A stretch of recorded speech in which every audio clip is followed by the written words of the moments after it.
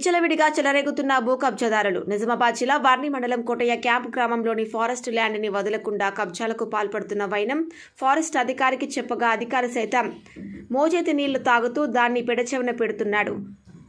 అక్కడ ఏమీ జరగలేదంటూ ఒక విలేకరు వెళ్లి అక్కడ చెప్పగా విలేకర్ పేరుతో సహా ఆ ఫారెస్ట్ అధికారి కబ్జాదారులకు పాల్పడడం జరుగుతోంది.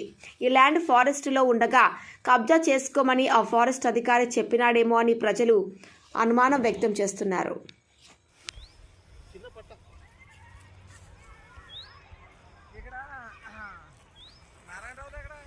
కింద బండి తిప్పొచ్చు మేము ఎలాగ వెళ్తాం మరి.